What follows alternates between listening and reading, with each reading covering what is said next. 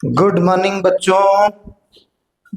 आज हम लोग एक करंट इवेंट के ऊपर बात करेंगे जिसका नाम है is central dogma broken. Actually आजकल बहुत सारे जो बायोलॉजी के टीचर होते हैं, जो मॉलिक्यूलर बेसिस जिसको मालूम है, ये लोग छोटे छोटे रील बनाते हैं कि सेंट्रल डोग्मा ब्रोकन हो गया है। अब ऐसा नहीं है कि प्रोटीन से भी डीएनए बनना शुरू हो गया है। ऐसा न जाने कितना कितना रील से हमने देखा कि सेंट्रल डोग्मा का कॉन्सेप्ट गलत हो गया, अब प्रोटीन से भी डीएनए बनने लग गया। तो आज मैं उसी के ऊपर एक छोटा सा वीडियो बनाऊंगा कि is central dogma broken. The answer is no.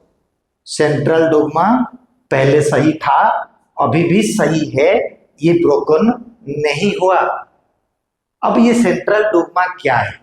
Actually central dogma जो फ्रांसिस क्रिक ने बताया था, उसने बोला था कि हमारा बॉडी जो सेल के अंदर में या प्रोकैरियोट्स के सेल के अंदर में भी यूनिवर्सल ये है कि जैसे हमें जानते हैं कि this is called DNA. DNA का information changes into RNA and more appropriately it is called mRNA. mRNA, but the process is reversible. That is why this symbol is used to. And mRNA then changes into the protein. mRNA changes into protein. Central dogma proposed that the character or the information has present, the information has developed or present in the protein that never retrieve to the DNA again. It was true, it is true also, and it will be true for the future. Otherwise सारे medicine का process गलत हो जाएगा। ऐसा कभी नहीं है। Central dogma यही बोलता था, मीनिंग कि डीएनए से एमआरएनए बनेगा, एमआरएनए से प्रोटीन बनेगा। तो डीएनए से डायरेक्ट प्रोटीन बनता नहीं है, एंड इसीलिए जो प्रोटीन बनेगा वो साइटोप्लाज्म में बनेगा, एंड जो डीएनए से एमआरएनए यानी ट्रांसक्रिप्शन होगा वो सिर्फ एंड सिर्फ न्यूक्लियस के अंदर में होगा। ये तो सेंट्रल डोग्मा ने फ्रांसिस क्रिक के द्वारा बताया गया है, एंड वो राइट है। तो राइट है, तो फिर ये जो क्या नाम उनका 16 अप्रैल 2026, ये 16 अप्रैल 2026 में एक नया डिस्कवरी किया गया है स्टैनफोर्ड बायोकेमिस्ट्री एलेक्स गाउ के द्वारा। कौन है ये? स्टैनफोर्ड बायोकेमिस्ट्री एलेक्स गाउ के टीम के द्वारा एक नया चीज डिस्कवर्ड उन्होंने करा 16/4/2026 में। मतलब उन्होंने ऐसा कोई महाभारत तो डिस्कवर नहीं कर दिया जिसके चर्चा सारे बायोलॉजिस्ट ही बोलने लग जाते हैं, रे भाई प्रोटीन से भी डीएनए बनने लग गया, प्रोटीन से भी डीएनए बनने लग गया। ऐसा कुछ नहीं है। आपको पता है हमारे हिंदुस्तान के साइंटिस्ट कुछ बना तो नहीं पाते हैं, वही लोग जो बनाते हैं ऐसा बढ़ावा करके बोल देते हैं कि जैसे कोई महान चीज डिस्कवर हो गया। असल में बात क्या है मैं आपको बताने वाला हूँ, इवन मैकेनिज्म भी बता दूंगा। जो मैकेनिज्म आज तक के अंदर में हमारे हिंदुस्तान में किसी बायोलॉजिस्ट के पास नहीं होगा, मैं वो मैकेनिज्म जरूर बताऊंगा अभी। तो 16/4/2026 में स्टैनफोर्ड बायोकेमिस्ट्री एलेक्स गाउ एंड देयर टीम ने ये बताया कि प्रोटीन से भी डीएनए बनता है। मैंने इस बात को डिनाई नहीं करता, प्रोटीन से भी डीएनए बनता है, लेकिन इसका मतलब नहीं है कि सेंट्रल डोग्मा गलत हो गया। सेंट्रल डोग्मा कहता है इस डीएनए से ये प्रोटीन बना, क्या इस प्रोटीन से ये डीएनए दोबारा बनता है? इट नेवर हैपेंड, कभी भी ऐसा नहीं है। सेंट्रल डोग्मा राइट है, इस प्रोटीन से कभी भी ये डीएनए नहीं बनेगा। तो फिर ये प्रोटीन से कौन सा डीएनए बनता है? वही सवाल है आज के टॉपिक की। ठीक है, पहला टॉपिक है सेंट्रल डोग्मा ब्रोकन नहीं हुआ। दूसरा टॉपिक जो प्रोटीन बनता है सेंट्रल डोग्मा के द्वारा, डीएनए से प्रोटीन बनता है एमआरएनए होते हुए, ये प्रोटीन से ये डीएनए बनता नहीं है, लेकिन कुछ और प्रकार का डीएनए बनता है। वो फिर कहाँ बनता है ना? इस्चेरिचिया कोली में बनता है, सिर्फ एंड सिर्फ बैक्टीरिया, ई कोलाई बैक्टीरिया में उन्होंने ऐसा कुछ देखा था। तो क्या देखा था उसके बारे में मैं बताता हूं। ये कोई बड़ा महाभारत चीज नहीं है जिसको लेके सब लोग बोलते हैं कि प्रोटीन से डीएनए बन गया, डीएनए बन गया। अब देखो क्या होता है, वो तो डीएनए बन गया भाई, डीएनए ठीक है, मैं कहता हूं कि डीएनए बन गया, लेकिन वो डीएनए जो है धोखे से बन गया। आई रिपीट यू, धोखे से बन गया। और रियल डीएनए का जो रिवर्स ट्रांसक्रिप्शन नहीं हुआ है आगे, ठीक है। अब ये मतलब कॉन्सेप्ट को पढ़ने के लिए हम क्या करेंगे ना, कैसे डीएनए से प्रोटीन बनना स्टैनफोर्ड बायोकेमिस्ट्री के द्वारा वो प्रोसेस हम देखते हैं। अच्छा, जो ये जो प्रोसेस होता है, मैं एक छोटा सा डायग्राम बनाया जिससे को मैंने ई कोलाई का रिप्रेजेंट कर रहा हूँ। ई कोलाई के पास अपना ओन डीएनए है जिसको बोलते हैं सी डीएनए, यानी covalently close to circular DNA बोलते हैं इसको। ऐसे मैंने बनाया। इसके अलावा इसके अंदर में मैंने और कुछ नहीं बनाता हूँ, सिर्फ एक चीज बनाता हूँ जिसको बोलते हैं प्रोटीन। ये एक इसका नाम दे दिया प्रोटीन। अब इसके पास है बहुत कुछ प्रोटीन से होता है, उसी तरीका से एक प्रोटीन का नाम है, और ये प्रोटीन उनके डीएनए से बनता है।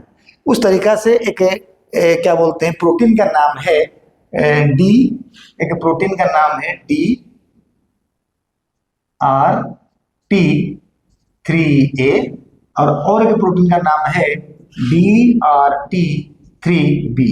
ये दो प्रकार के प्रोटीन, अभी 7 भी है, एग्जैक्टली 3A एंड 3B के ऊपर उसने काम करा था। जो DRT क्या होता है, DRT यानी इसको बोलते हैं defensive reverse transcriptase enzyme. Enzyme का दूसरा नाम प्रोटीन है, तो प्रोटीन ही एंजाइम है, एंजाइम ही प्रोटीन। सिर्फ राइबोन्यूक्लियस पी को छोड़कर बाकी सब एंजाइम से प्रोटीन होते हैं।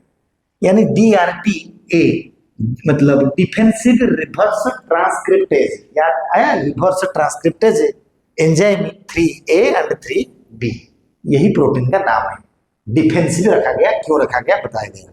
अब मैं जो क्वेश्चन बता रहा हूं कैसे प्रोटीन बनेगा डीएनए, वो जो प्रोटीन होता है सिर्फ एंड सिर्फ ई कोलाई के अंदर में जब वायरल इन्फेक्शन होता है। आपको पता है जो वायरस ह्यूमन को इन्फेक्ट करता है वो बैक्टीरिया को नहीं करता है। बैक्टीरिया को इन्फेक्ट करने वाला वायरस का नाम बैक्टीरियोफेज होता है। बैक्टीरियोफेज, जब बैक्टीरियोफेज यानी वायरस, जब बैक्टीरिया यानी ई कोलाई बैक्टीरिया, इस्चेरिचिया कोली भी लिख सकते हो, इस्चेरिचिया कोली, इस्चेरिचिया कोलाई, जब इस्चेरिचिया कोलाई बैक्टीरिया के अंदर में बैक्टीरियोफेजेस जब वो एंट्री करता है, इन्फेक्शन होता है, उसी टाइम पे ये प्रोटीन कभी कभी उस वायरसेस को रोकने के लिए एक डिफेंसिव डीएनए मॉलिक्यूल बनाता है। कहानी यहाँ पर है, बट फिर भी वो जो डिफेंसिव डीएनए बनाता है वो धोखे से बनाता है। आई रिपीट यू, धोखे से बनाता है। यानी जो रियल प्रोसेस है, जो एमआरएनए से पूरा डीएनए बनता है, ऐसा नहीं है। धोखे से मतलब इनके अंदर में जो प्रोटीन सिस्टम होता है वो मिमिक्री करके या मिमिक करता है आरएनए जैसा, फिर प्रोटीन बनाता है। I just explain the mechanism. Escherichia coli, अब DRT, ये दोनों प्रोटीन है। अब ये जो प्रोटीन होता है बेटा, प्रोटीन ही एंजाइम है बोला था। अगर मैं यही चीज को ऐसे लिख सकता हूँ, this is called enzyme. Enzyme में this part is called protein part and this left side part is called non protein part. Protein part के अंदर में एक चीज होता है जिसका नाम होता है एक्टिव साइट। इसको बोलते हैं एक्टिव साइट। क्या बोलते हैं? Active site. एक्टिव साइट, इस एक्टिव साइट में ध्यान देने वाली बात है बच्चा, ये जो एक्टिव साइट, ये पूरे प्रोटीन जो है, यही जो छोटे छोटे डॉट है, यही प्रोटीन है ई कोलाई बैक्टीरिया का। अभी ये जो एक्टिव साइट के अंदर में, एक्टिव साइट के अंदर में क्या होता है, ध्यान से सुनो। एक्टिव साइट के अंदर में जो प्रोटीन है, क्योंकि प्रोटीन पार्ट इस तरफ है, एक्टिव साइट प्रोटीन पार्ट में प्रेजेंट होता है। एक्टिव साइट में जो प्रोटीन है, यानी जो अमीनो एसिड सीक्वेंसेज है, जो अमीनो एसिड सीक्वेंसेज है, वो इतना tightly and very precisely packed है उसके अंदर में, it look like a 3 dimensional geometry structure. यानी ये एक्टिव साइट में जो अमीनो एसिड स्ट्रक्चर होता है वो 3D होता है, 3 डायमेंशनल स्ट्रक्चर में कंप्लीटली पैक्ड होता है। I repeat, the amino acid present inside the amino acid present inside the active site of the protein और enzyme is packed in a 3 dimensional structure.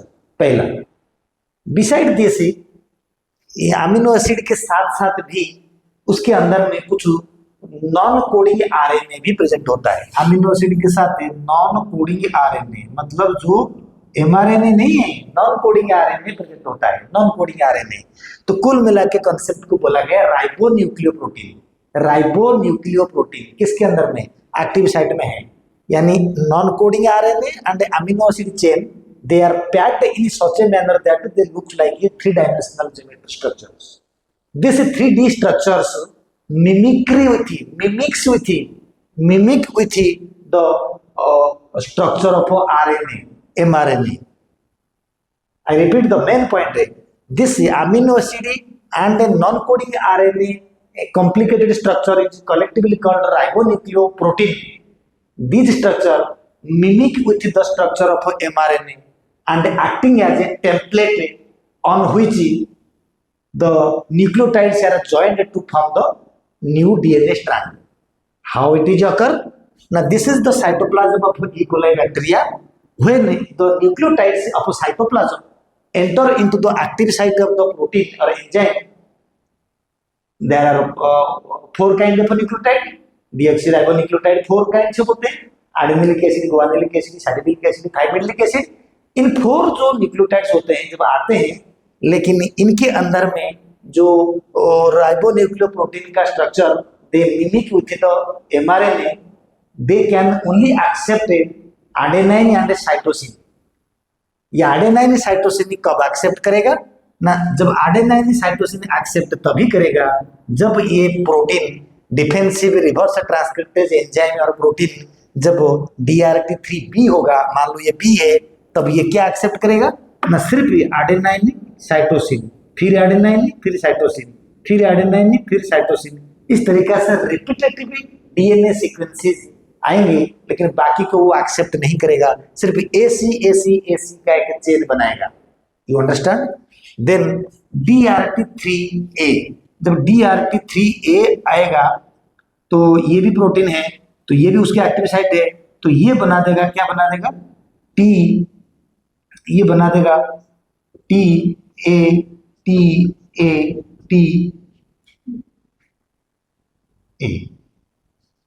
A का T, C के लिए G and G। See here DRT3A बना देगा कौन सा? ये वाला प्रोटीन होता है, ये वाला, एंड ये वाला जो प्रोटीन होता है ये, यानी DRT3A इन्होंने बनाएगा। यानी इनके भी एक्टिव साइट होते हैं। इनके एक्टिव साइट के अंदर में क्या बोलते हैं, अमीनो एसिड सीक्वेंस का जो चेन है, वो चेन प्लस उसके साथ जो नॉन कोडिंग आरएनए है, वो कॉम्प्लिकेटेड स्ट्रक्चर में 3D स्ट्रक्चर करता है, and this structure mimic with the structure of mRNA, so that mRNA acting as a template on the surface of the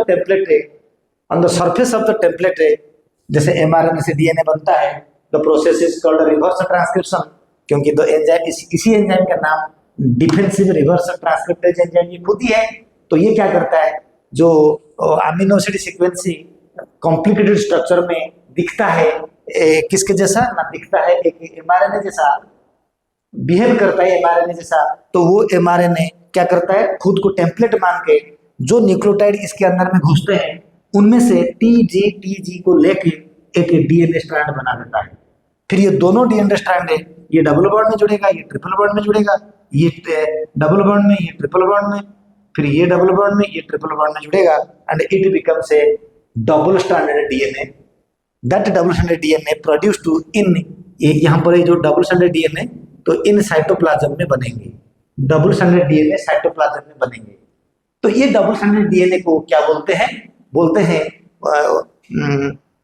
sponge DNA. क्या बोलते हैं? Sponge DNA. इधर से दिखेगा स्पॉन्ज डीएनए, और इसका नाम है ऊल डीएनए। ऊल डीएनए भी बोलते हैं, ऊल डीएनए बोलते हैं। ऐसा क्यों ना, ये जो डीएनए इसी प्रोटीन एक्टिव साइट के अंदर में इतने मैसिव अमाउंट में बनता है, ह्यूज अमाउंट में बनता है, तो it look like a sponge. जिस तरीके से स्पॉन्ज को दबा दो, खोल दो, फिर थोड़ा फूल जाता है, ठीक उसी तरीके से huge amount of DNA production होता है साइटोप्लाज्म के अंदर में। एक्स्ट्रा डीएनए प्रोडक्शन होने की वजह से ये वायरस क्या होता है ना, ट्रैप हो जाते हैं, ये वायरस डिजीज कर नहीं पाते हैं। यानी मान लीजिए आप एक छोटे रूम में बैठ के पढ़ रहे हो, 50 लोग उसके अंदर में आके खड़े हो गए, तो आप थोड़ा ना पढ़ पाओगे उधर से, यानी आप एक तरीका से ट्रैप्ड हो गए हो उनके द्वारा। एग्जैक्टली जब एक्स्ट्रा अमाउंट ऑफ ये जो डीएनए बना, इस डीएनए का नाम पता है क्या नाम है? Defensive DNA. Defensive DNA, why this is defensive? ना due to the excess amount of defensive DNA are produced to, so this DNA unable to replicate the viruses inside the bacterial body।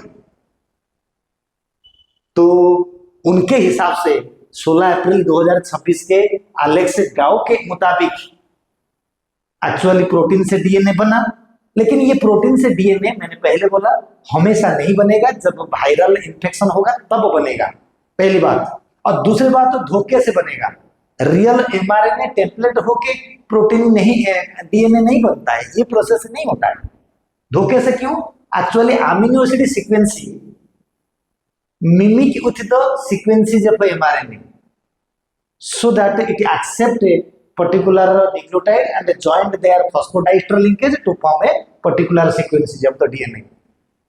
DRT3B produce करता है AC sequence, DRT3A produce करता है TG sequence, and finally they complement with each other produces a double stranded DNA। But this DNA is called the defensive DNA and its production is very huge manner, and the huge DNA produced inside the cytoplasm of a bacteria unable to grow the viruses inside the body, and hence a virus is eliminated, bacteria can survive। This is only and only a defense mechanism। It is a kind of immune system process of the bacteria through which the DNA is produced through धोखे, and through the DNA is produced from the protein to DNA।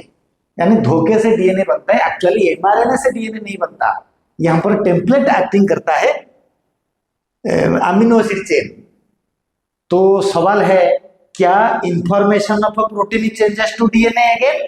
No, so that central dogma is not broken. Central dogma broken नहीं हुआ, बिल्कुल सही है, otherwise सब दुनिया में सब मेडिसिन गलत हो जाएगा भाई। अच्छा, दूसरी बात ये है ये जो डीएनए इतना ह्यूज अमाउंट में बनता है कि जब ज्यादा बनेगा तो फिर इसके अंदर में वायरस रह नहीं पाएंगे, रेप्लिकेट कर नहीं पाएंगे, वो अनईजी होगा। That means the virus are trapped and the viruses are eliminated, so bacteria are healthy. यही ये कहानी। अभी आप समझो कि रियल में क्या प्रोटीन से डीएनए बनता है? Information of protein can be changes into DNA again. Suppose मेरा बॉडी में मेलानिन पिगमेंट बना, डीएनए से मेलानिन बना, डीएनए से एमआरएनए, एमआरएनए से प्रोटीन, प्रोटीन से पिगमेंट और मेलानिन, मेलानिन बना, तो क्या मेलानिन से दोबारा मेरे डीएनए के पास कैरेक्टर जाएगा? It is impossible. Character after production of the protein it never retrieve to the DNA. ये ऐसा नहीं हुआ। ये डीएनए मान लो प्रोटीन बना, सपोज ये प्रोटीन बना, अब ये प्रोटीन का काम करने का तरीका अलग है, तरीका अलग है। तो तरीका फिर अलग कैसे? धोखे में। सपोज मैं तुमको एग्जांपल कहूंगा कि तुमने तुम्हारा पापा को बोला पापा मेरा जॉब लग गया, मैं मेरा पहला सैलरी मिल गया, लो पैसा। लेकिन पैसा जो तुमने दिया तो चोरी करके दिया, तो पापा को लगा कि वो कहां से दिया ना, जॉब से पैसा मिला, सैलरी मिला, लेकिन पैसा तो मिला, तो इसका मतलब थोड़ी ना है कि उन्होंने जॉब कर लिया। तो एग्जैक्टली प्रोटीन से तो डीएनए बना, लेकिन क्या वो डीएनए अगर वो प्रोटीन ही अपने आप को प्रोटीन ही कहलाता, क्या वो डीएनए बनाता? नो, वो प्रोटीन ही मिमिक करा एमआरएनए जैसा। ये मिमिक इसीलिए करा, इमरजेंसी सिचुएशन में वायरस से रोकने के लिए अपने आप को मिमिक करके, एमआरएनए का मिमिक करके उसने इनकमिंग न्यूक्लियोटाइड को एक के बाद एक फॉस्फोडाइस्टर लिंकेज में जोड़कर एक सीक्वेंस बनाया AC, दूसरा प्रोटीन बनाया TG, and they forms the double-stranded DNA. This is called defensive DNA. This defensive DNA are produced in such a manner that a huge amount में बनता है, such a manner that and they are unable to, they are able to restrict the growth of the bacteriophages inside the bacteria। अब सवाल है central dogma broken हुआ? नहीं हुआ। ये जो लोग अभी हंगामा करते हैं कि छोटा सा रील ले आते हैं, एक छोटा सा रील ले आते हैं, बोलते हैं कि देखो रे प्रोटीन से डीएनए बन गया। अरे तुम थोड़ा पूरा तो पढ़ो। अब पूरा तो पढ़ नहीं पाएगा, हिंदुस्तान में कोई कह दिया मैंने चेक कर लो, नहीं होगा हिंदुस्तान में, ना कहीं बुक में होगा। आपके लिए मैंने रिसर्च करा, रिसर्च करके सेटिंग करा, परफेक्ट न्यूज दिया। Thank you very much.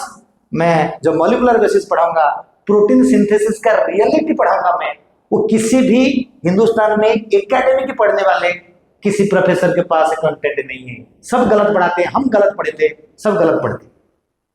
Reality कहां पर है? एमबीबीएस सिलेबस में है, एमडी सिलेबस में है। यकीन नहीं आता? यूट्यूब में सर्च करो कि प्रोटीन सिंथेसिस यानी बीएससी एमएससी, जो पढ़ा रहे होंगे वो गलत पढ़ा रहे होंगे। बात तो सच है। सही काम पर एमबीबीएस वाले पढ़ाने वाले, एमडी पढ़ाने वाले, वो रियलिटी है। Thank you very much. बाद में हमने रियल प्रोटीन सिंथेसिस का स्ट्रक्चर को लेके मैं आऊंगा जब मॉलिक्यूलर बेसिस का वीडियो बनाऊंगा। Thank you very much, bye.